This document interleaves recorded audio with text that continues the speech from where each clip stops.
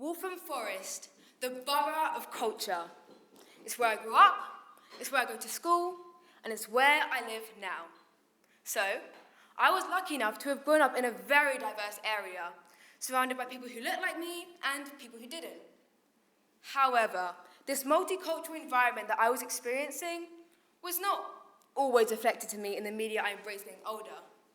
Now, I love Rapunzel. I always have. To 7-year-old me, that was like the perfect Disney movie. The little lizard that sat on her shoulder, the romance between her and Flynn, and her hair.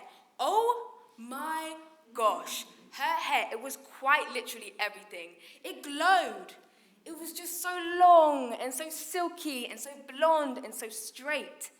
And I thought, I wanted my hair to look like that. Now, Rapunzel is a perfect example of the beauty standard. She is skinny, white, and blonde.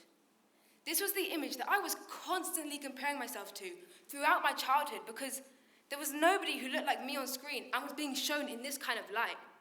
Now, don't get me wrong. There were many films that had plenty of black actors, maybe even a full black cast. But I don't think it was the most inspiring thing when all the people who did look like me on screen were being whipped by their slave masters, or attacked and shot by police, or being portrayed as the loud, aggressive, sassy one. Why couldn't Hollywood just simply make a black rom-com movie, let's say? Or an action movie that had an ethnic minority as the lead? Or the coming-of-age story of a young person of colour? Because, believe it or not, it's not only white people that can come of age. Going back to Rapunzel, what if it had been her long, luscious curls that saved her? Or, instead of Flynn Rider, it was a prince full of grace and melanin that came to her rescue? Well, I'll tell you what if. Last year, Sainsbury's aired a Christmas advert of a black family having Christmas dinner. Nothing unusual there. Although this advert didn't agree with everybody, you could say, and there were some people that were actually quite disgusted by it.